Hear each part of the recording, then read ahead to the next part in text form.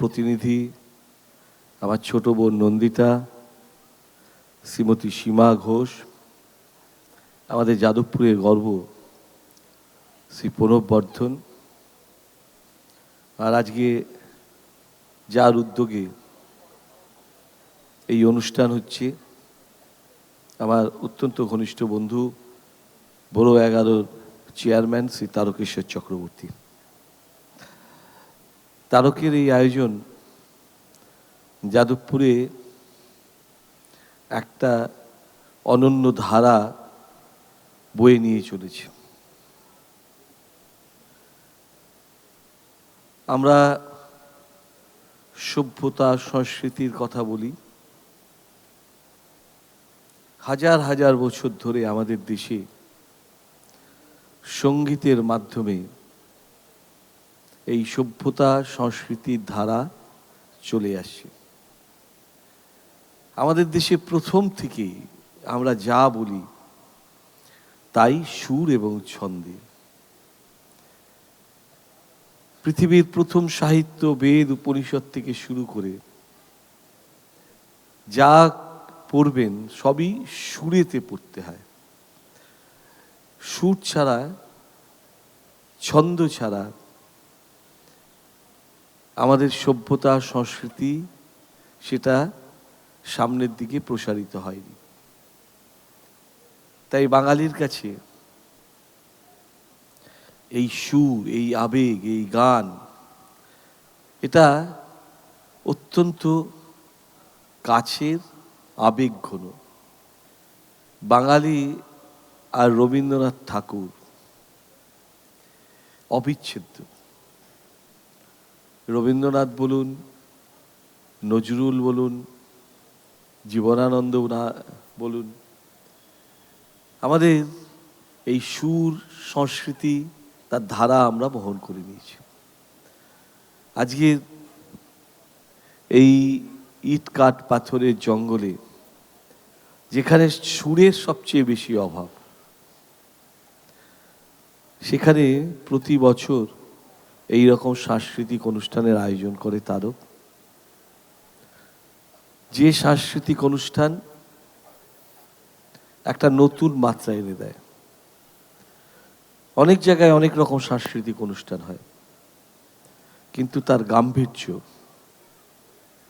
তার দৃষ্টিভঙ্গি সেটা বোধহয় ধ্রুপদে সম্পূর্ণ ভিন্ন রকমের। এখানে সত্যিকারেরই সঙ্গীতের আসর বসে, যেখানে মানুষ তার হৃদয়ের রসকে রাঙিয়ে তোলেন, ভরিয়ে তোলেন। আমি তারককে ধন্যবাদ জানাবো এই রকম আয়োজনের জন্য।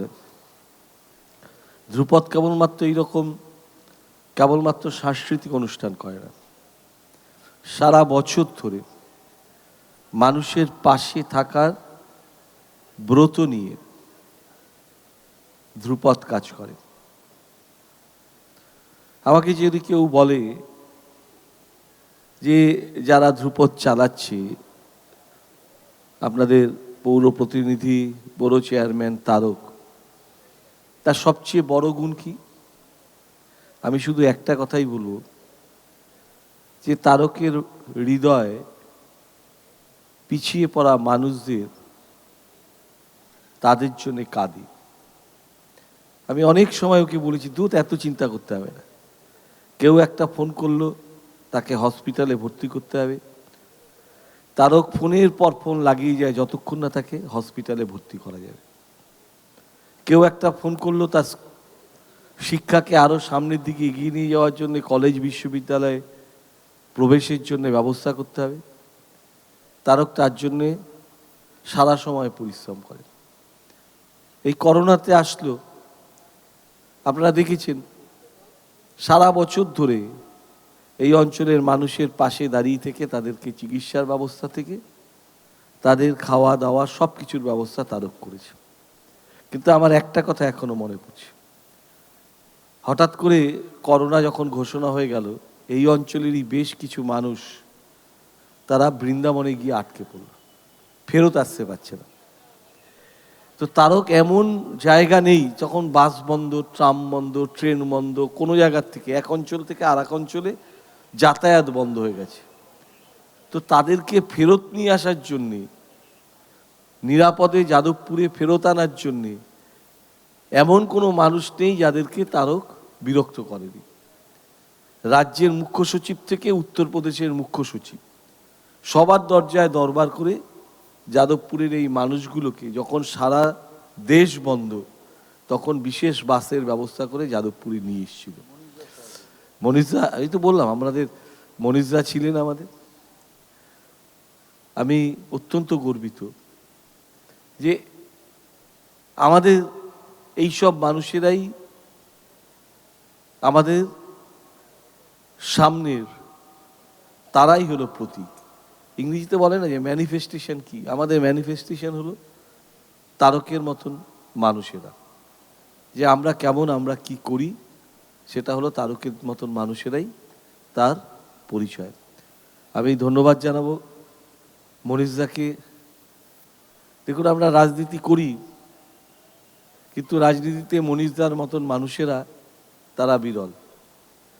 মনীষদা কেবলমাত্র রাজ্যের চিফ সেক্রেটারি ছিলেন তাই নয়, আজও যখন মনীষদা কোথায় যাবে শুনি, কারণ আমাদের রাজনৈতিক নেতাদের আমাদের ধারণা যে যত দেরিতে পৌঁছবে তার তত গুরুত্ব বেশি। তো মনীষদা আমাদেরকে এটা শিখিয়েছে যে সময় মতন পৌঁছতে হয়। মনীষদাকে যদি বলি 6টায় প্রোগ্রাম, মনীষদা 6:10 আসে। তাই যেখানে মনীষদা যাবে আমরা শুনি, আমরা সবাই চেষ্টা করি বাবু সময় মতন গিয়ে আসার। কারণ মনীষদার উপস্থিতি আমাদের যে এই যে দেরি হয় তাকে একটা শিক্ষা দেয়। অনেক সময় শিক্ষা মানুষকে বলতে হয় না, নিজের জীবন দিয়ে আরেকজনকে শিক্ষা দেওয়া যায়। মনীষদা হলেন তেমন একজন মানুষ যার জীবনের আচার আচরণ সবাইকে শিক্ষার প্রেরণা যোগায়। আমি সবাইকে ধন্যবাদ জানাই। নন্দিতা এসছে, আমাদের সীমা বৌদি এসছে, প্রণবদা এসছে। আর আমি তো আগেই বললাম যে যাদবপুরে আমাদের গর্ব হলেন প্রণবদা। নন্দিতা, সীমা সারা সময় যাদবপুরের মানুষের জন্যে কাজ করছেন। আমি সব জায়গায় একটা কথা বলি যে যখনই কেউ বলে, অনেকে একটা খুব সুন্দর বাক্য আপ্তবাক্য বলেন, সেটা হলো politics is the last resort of this scoundrels. আমি এদের তাকিয়ে বলি, যে বলেছে তারা হয়তো তারক, নন্দিতা, মনীষদা, সীমাদির মতন মানুষদেরকে দেখেনি, তার জীবনে হয়তো দেখার সৌভাগ্য হয়নি। সে যদি এই রকম মানুষদেরকে দেখতো, তাহলে সে কখনো বলতো না politics is the last resort of the scoundrels. এখনও যারা রাজনীতি করে এমন মানুষেরা আছে যারা মানুষের প্রয়োজনে সবসময় মানুষের পাশে দাঁড়িয়ে থাকে। আমি তারককে ধন্যবাদ জানাবো, আমাদের ধ্রুপদের সমস্ত সভ্যদের ধন্যবাদ জানাবো। 3 দিন ধরে সঙ্গীতের আসুরে আসুন আমরা সবাই মিলে অবগাহন করি, আমাদের এই অনুষ্ঠান সার্থক হয়ে উঠুক। সবাইকে ধন্যবাদ। ধন্যবাদ। আমাদের উদ্বোধনী অনুষ্ঠান মোটামুটি আমরা এখানেই